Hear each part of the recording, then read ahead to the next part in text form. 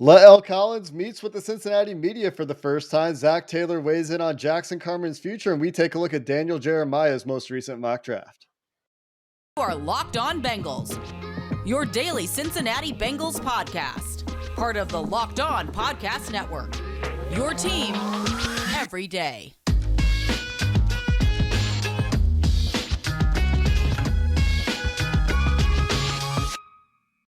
What up, Bengals fans, and welcome to another episode of the Locked On Bengals podcast. I'm your host, Jake Liscow. He's your host, James Rapien. Together, we make up the Locked On Bengals podcast, part of the Locked On Podcast Network, your team every day, free and available everywhere you get your podcasts. And thanks for making us your first listen. Make sure you hit that follow button, that subscribe button if you're on YouTube, helping us get over 8,000 subscribers in less than 8 months. Incredible stuff as we bring you Bengals content every day. And today, L. Collins spoke with you for the first time, James Rapien, on a Zoomer. The Zooms are back. Yeah, the Zooms are back, and La'el Collins made it to, and it's La'el, for those wondering, made it to Dallas, made it back to Dallas. It was quite a journey from Kenwood Mall to Paul Brown Stadium and everywhere in between. But you're right, Zooms are back. La'el Collins is here. And first things first, I had to ask him about reuniting with Frank Pollack, because as we know, Pollack coached Collins for 3 years in Dallas as the offensive line coach of the Cowboys from 2015 to 2017. And I had to ask him how big of a role that was, and Pollack being in Cincinnati, to him not just signing in Cincinnati, but even taking the visit. No brainer. Just opportunity presented itself to get back and work with Coach Frank. I've been missing him since he left. And I mean, he's a great coach. Just very detailed in everything that he asks for as a pro. I know type of coach, I know type of things he's looking for in his players, and I just look forward to going there and really contributing in a big way, and just doing my job and just helping some of these young guys, continue to develop and grow as pros. And then what's a Friday like at Joe Burrow's house? Man, it's really just chill, man. Just chill, talking football with the guys, and just being able to really just kind of get a sense of what this locker room is like, starting with him. I mean, obviously he's the leader of the team, quarterback, and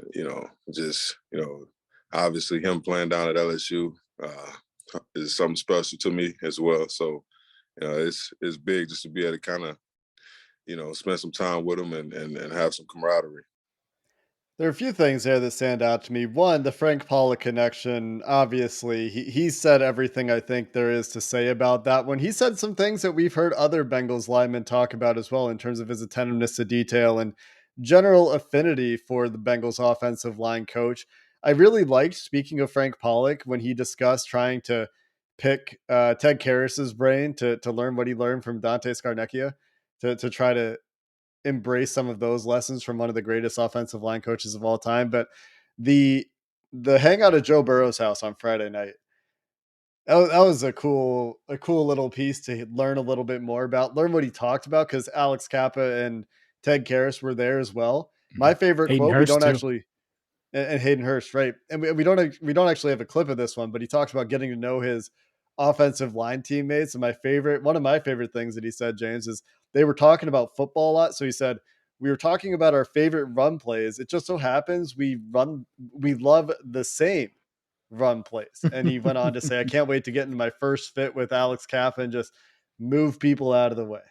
And that one got me fired up, man. They're talking about football and liking the same plays. I think that's pretty cool. You mentioned moving people out of the way, and that's a natural segue, because Dave Lapham asked Collins to self-scout and give his strengths at the right tackle position. Best is I impose my will each and every play, whether it's run, whether it's pass. At the end of the day, whoever I'm going up against, they're going to feel me. And, it's going to be a long day for them. And that's just the mindset that I carry. And that's just the way that I play this game.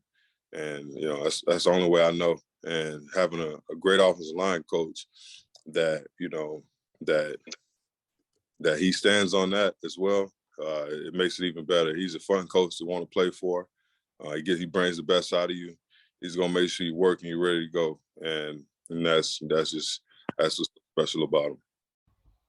I thought that he also talked about how it's not hard at some point. Like obviously the one-on-ones are difficult, but it seems like his mental understanding of the game also at a really high level. And so I think that that's one of the reasons he might be excited to get back with Pollack too and get back to some of the lessons that were kind of thrown at him early in his career, and getting back to some of that repetition with Frank Pollack kind of fits in as well with the enforcer mentality. And that's something that the Bengals, Quentin Spain did some of that role for them last year, but there are clips going around out there that show how Lyle Collins reacts when his quarterback gets hit. Yeah. And I think that that will be a positive thing for those hopefully more rare occasions that Joe Burrow gets hit in 2022. And that's the thing is, look, the Bengals offensive line defended Burrow at times when there were questionable hits. The one that's most notable, most recent was Aaron Donald on the sideline. Burrow said it was a clean hit, but Akeem Adeniji took exception to it, which I'm okay with. Here's the problem. If you're a below average at your job and then you take exception with that, and I'm not just singling out Adeniji, I would say Quentin Spain too, honestly. He's below average, at least in the playoffs. Like, it's hard to be that enforcer. When you're really, really good at your job and that's your mindset, well, you can be that enforcer and be taken more seriously, not just by your teammates, but by everybody else. So yeah, I think it's going to be a welcome change to have a guy like Collins on the team. And well, the Bengals were like 90 seconds away from their first world championship. And that's the mindset that Lyle Collins has. I just did it. That Lyle Collins has going into his first season in Cincinnati. Looking forward to really just giving the Bengals and Mr. Brown and everybody the return on their investment in a big way. So, the only goal is to win championships, and I say that with an S, with a strong S, because I want to win championships with this team. So, this is definitely the team to do it. Anything that's not orange and don't wear that, don't have those stripes on them, when it comes game day, then at the end of the day, if you're in the way, you got to get moved out the way. So that's just the bottom line. And it doesn't matter who it is, don't matter where we at, don't matter what time we play. That's the mindset each and every week for me. I believe him when he says that, man. When a guy that looks like that is like, "I'm gonna move people out the way," or "I'm gonna be Joe Burrow's bodyguard," it's like, yeah, okay, you're gonna do those things. I'm not gonna argue with you. Yeah. Yeah. I agree. And again, that's a whole mentality, and that's what these guys can bring. And it probably starts with Collins, but Cappa and Karras as well. When you have that attitude, I think that can impact some of these other guys like a Jackson Carman. Yeah, and just the experience, the leadership. We'll see who emerges as a leader in this offensive line room, because one of the things that after the Terran Armstead signing with the Miami Dolphins, people were really talking up his leadership ability and how he takes younger players under their wing. And when Andrew Whitworth it was in Cincinnati, that was always him, I feel like. Mhm. And Yeah. I wonder who that is right now, or who that will be.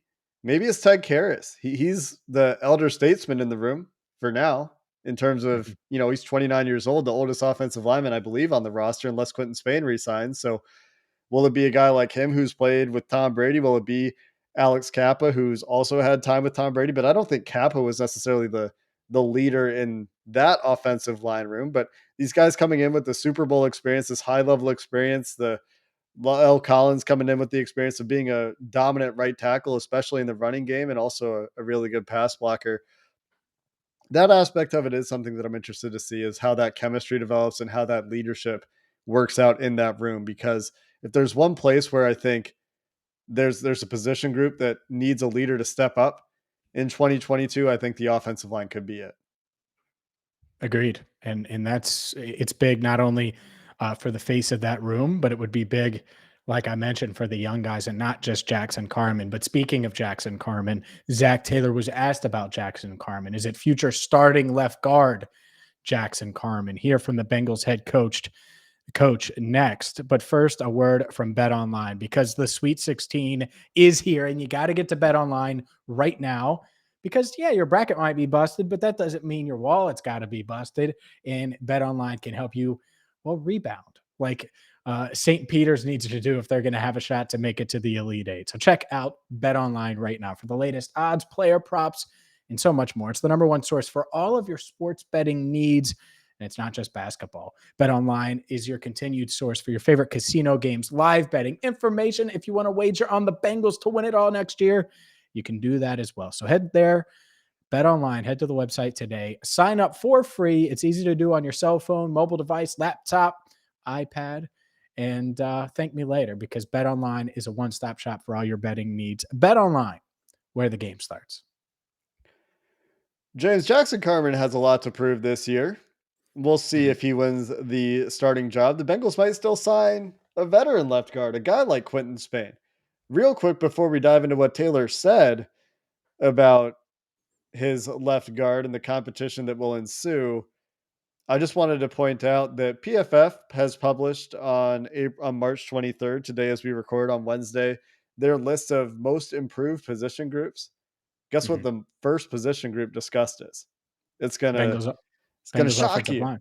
right? Yeah. What a surprise! I mean, It- easy pickings, right? L. Collins, Alex Cappa, Ted Karras. It's a huge upgrade across the board. So just wanted to throw that out there. A little recognition from PFF. They did it per team, or was that like the number one upgrade in the NFL? They said No, like they did most upgraded, most improved and unimproved position groups from 2022 free agency. And among the most improved was the Bengals offensive line. That was the first one they mentioned. The Dolphins offensive line, the Jets secondary, et cetera, et cetera. Gotcha. No, that's fair. Because to me, and I don't think they're world beaters. I think they're above average potential, on paper now, but they were just so bad that, I think they are among the best, most improved position groups in the entire league, not just the AFC North or AFC. So I think that's fair. Yeah, that's easy to agree with. And a lot of what will dictate whether they play up to that potential, I think, is the left guard spot. The left guard spot is where they got beat on the last play on offense of the Super Bowl. And it sounds like that's going to be a competition.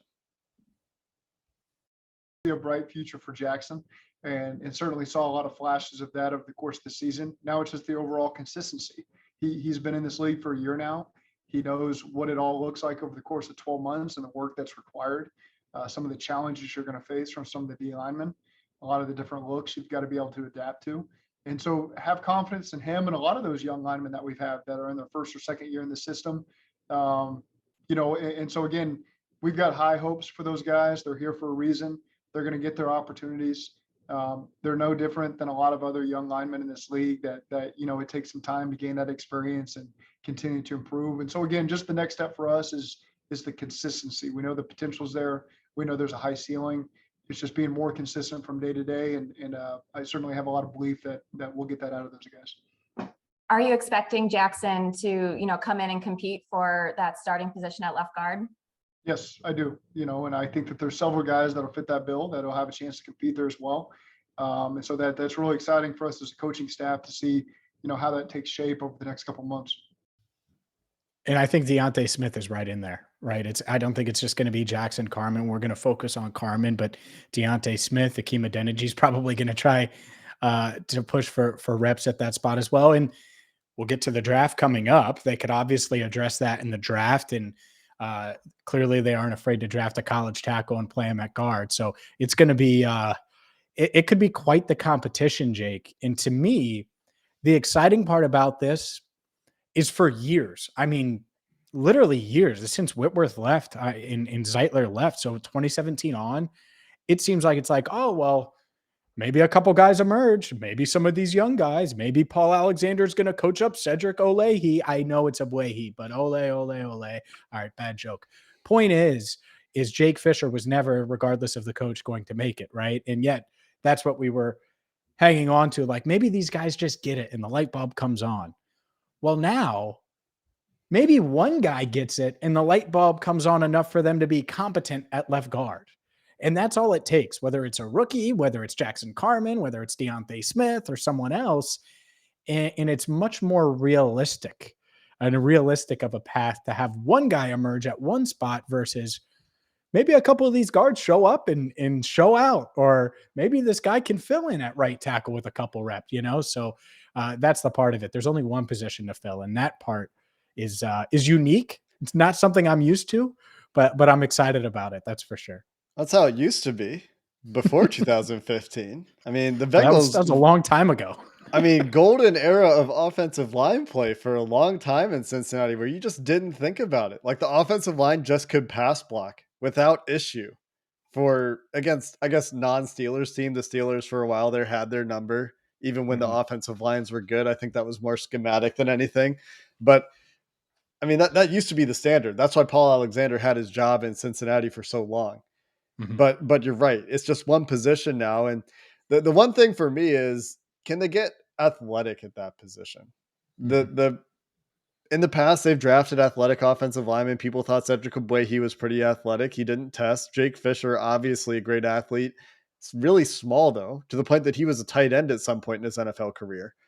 Um, Briefly. Very briefly. Uh, Deontay Smith, not small, not a great athlete either, but an okay athlete.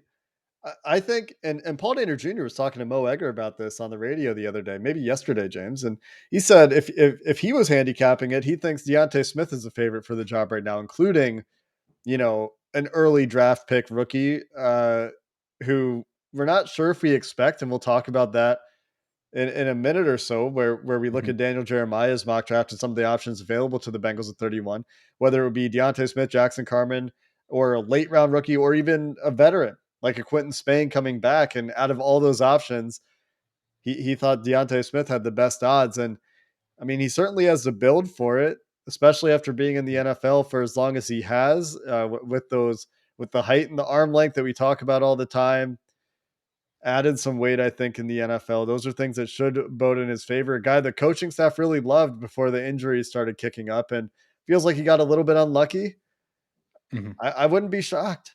I think that No. if it's just those two guys, that would be a real, true training camp battle. And here's why I would bet on Deontay Smith if I went to the BetOnline odds here on Locked On Bengals for the left guard spot. Between those two specifically, right? It's really hard for me to handicap. If they take someone at 31, it's tough. It's just guessing at this point.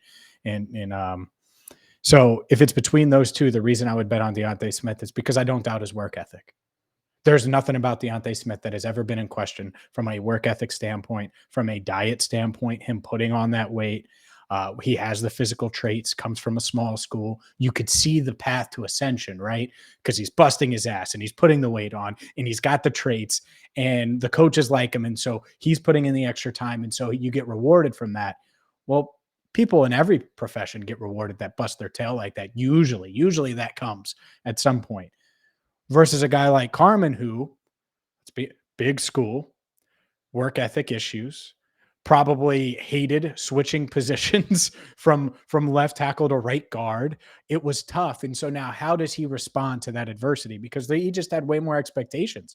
And he's in his hometown, which is another set of expectations that can be tough. So all of those things are factors, but the work ethic one is my hang up. And Carman can alleviate that by busting his ass this offseason, showing up in OTs when I see him and I'm looking, I'm like, man, that dude's on the Built Bar plan. And if I say that, then that's a good start. If I see him in training camp and it's like, oh man, he's on the twice a day Built Bar plan, then we're talking. And because there's a reason he was the 46th overall pick. He certainly has traits as well, but the work ethic part is certainly a question mark. The commitment part is a question mark. And that would be my concern here. So if I had to bet on one, and I'm not, but if I had to bet on one, I would bet on Deontay Smith because I bet on work ethic, right? And the work ethic from Smith is unquestioned. His commitment to being great in this game. Yeah, the interesting thing is going to be, how does that translate not only in terms of the physical makeup but technique as well. Both of them still have technique issues that they need to work out, both in terms of mental processing and in terms of hand placement and footwork and overreacting to certain setups to leave themselves open to counter moves. These are all issues in addition to the physical stuff and getting the body right and staying healthy and all these things. But it'll be interesting to see if they look at an offensive lineman in the first round. Until the last week plus, if you were doing a mock draft for the Bengals, you were selecting an offensive lineman at 31. Maybe you still are. We'll talk about Daniel Jeremiah's options for the Bengals right now. Daniel Jeremiah's recent mock draft, James, had 4 very interesting options available to the Cincinnati Bengals at 31. Before we spoil who he picked for them, these are the guys that were unselected when the Bengals were on the clock in the first round in this scenario. Tyler Linderbaum, the center from Iowa. Kenyon Green, the guard, very highly rated guard. From A&M. Then Texas A&M, that's right. Yep. A couple corners, Kyer Elam from Florida and Andrew Booth from Clemson. All of those guys, I think, would make great first round picks for the Bengals. Before we talk about who DJ picked for the Bengals, who are you taking for the Bengals in that situation as of today, March 23rd, before some of these guys have even had their pro days? Yeah. So as of today, we'll timestamp it as of today. I'm glad you put it that way. I'm taking Tyler Linderbaum, and there are going to be some that are scared because of his arm length or his stature in general, but he's pretty damn athletic, and I think he fits what Frank Pollack would want to do from that standpoint. And this is why you signed Ted Karras, is because, and I wouldn't be shocked if the Bengals, if this was part of their plan. Oh, he can play center and we like him at center. But man, there are some centers we like in this draft. And let's just have a little foresight here. Let's get a guy who, yeah, if we end up taking a center at 31 or we take a center in the second or third round, the door's at least open for that person to start right away. And Linderbaum could slide right into center. You'd put Karras at left guard and let him go. And I'd feel pretty good about that. And suddenly that competition that we just spent time on at left guard is much different, because it's more, is Linderbaum better at center than Carman or whoever at left guard, with Karras at left guard versus center. So that would be fun. But no, I would take Linderbaum as of today. And I think that the Bengals would get A++ from a lot of people across the league that view him. What do you think? Who would you take as of today? Man, who would I take is a very challenging question, because to me, Tyler Linderbaum's size is like unprecedentedly small. And you're right, he is a great athlete, and it doesn't necessarily show up on tape a ton, but it does at times, where the size, against really powerful rushers, he can't quite anchor properly, or where if he gets beat to the punch and somebody gets into his chest, he's not getting them off his chest because he has, the arms like Billy Price, the T-Rex arms a little bit. So there's some real concerns with Linderbaum. I would need to see his pro day testing. I would need to see him test as an elite athlete before I would want to commit there. I think Kenyon Green is a really good prospect, not without warts, but I start to think about positional value a little bit, and this might be very unpopular. I would lean toward one of the corners. It might be Andrew Booth. I don't know who I like better between Booth and Kyer Elam. It's way too early in the process for me. So let's say Booth. I know the consensus is a little bit higher there. Mhm. I just, corner is a really valuable position in the NFL right now. You look at the teams the Bengals play this year, especially after Tyreek Hill gets traded to the Dolphins. They're going to deal with some teams that have great speed and great wide receivers on both sides of the ball, both sides of the line of scrimmage, whatever you want to call it, on the left and the right, is what I mean, where you're going to have to match up with 2 great receivers instead of having 1 great receiver and a great tight end, which the Bengals saw a lot of last year, or, you know, another array of weapons. I think getting better at cornerback too, and finding a guy that can be a starter for you long term there, makes a lot of sense to me. But man, it sure is hard to pass up an offensive lineman there. And if Linderbaum tests great and he is a really high caliber athlete, that's how you get me off his size. And you convince me that, yeah, his tape is great and the athleticism is also a test there. So what you think you see on tape is confirmed with Mhm. testing. And then it gets a lot easier to do. But even if we would do that, I really don't know if the Bengals would. Like, it wouldn't surprise me if the Bengals look at his measurables and think, the tape and the testing isn't enough. We don't see guys succeed that are built this way, and we're not gonna take that risk. So that's something that I could see the team doing as well. Yeah, I could see that. To me, the Bengals are almost from a value standpoint, everything is and hopefully they get it right this offseason with the additions they made. But I've seen them get it right at corner.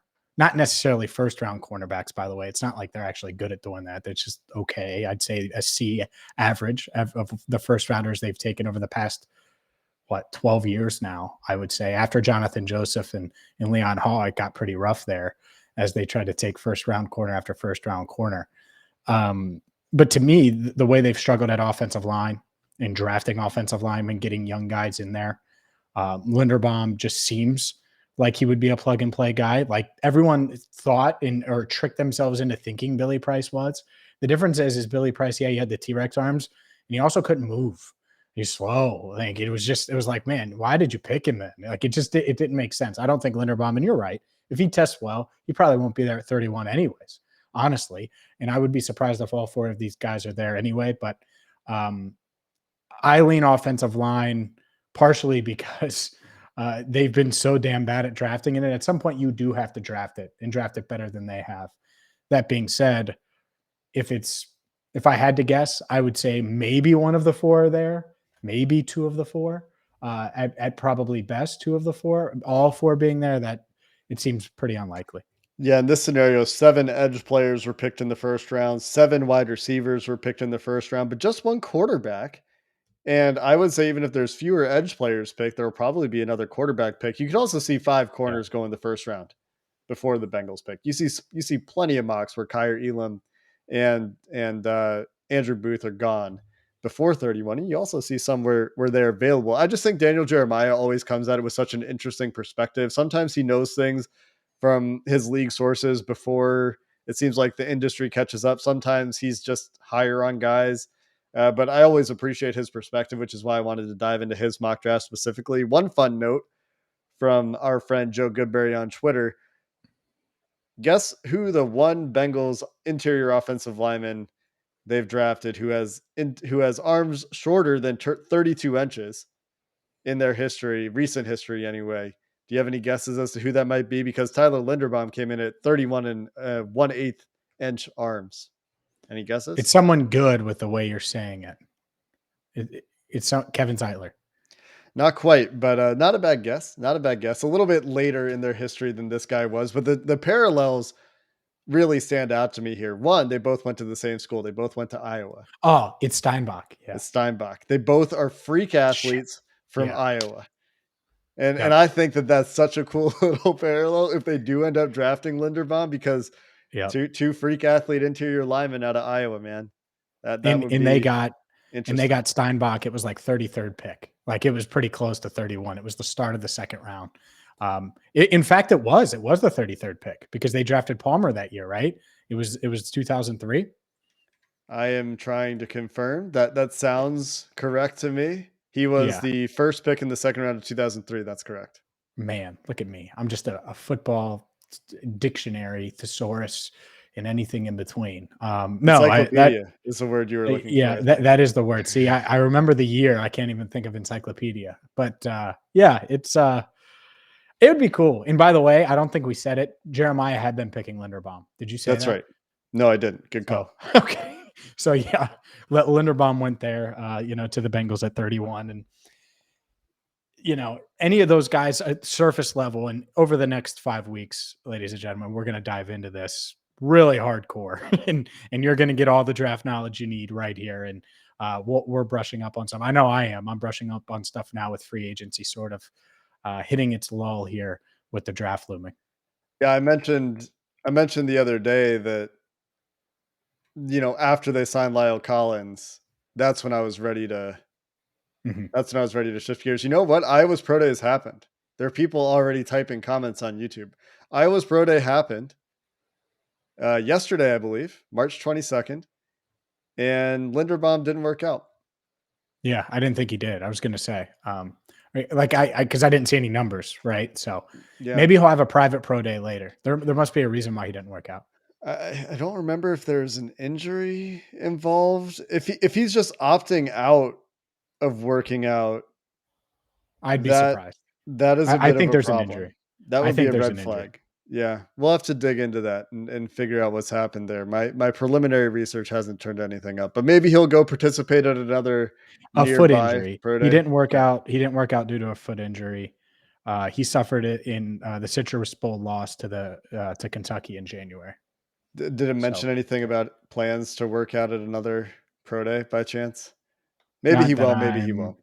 yeah, not that I'm seeing. I would imagine he would at some point though, right? I mean, this dude wants to go in round Yeah. one and get I mean, that round if one money. nothing else, teams are, I assume, and man, look at all this stuff that we need to figure out before we really start talking about the draft. I assume that team visits are back with these prospects. They have their 30 visits where players are going to be able to come and work out.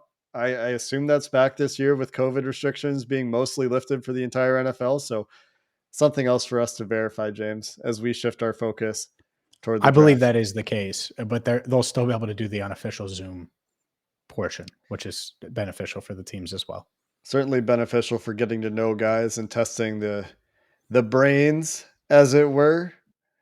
Not as beneficial as when they knew they were drafting Joe Burrow and effectively started doing install over Zoom, but still beneficial nonetheless. Tomorrow, Bengals fans, we're going to be back with our first mailbag in a few weeks.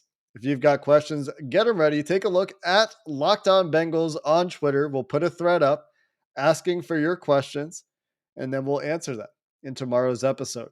So look for that tweet on Thursday. Until next time, Bengals fans, hoo day and have a good one.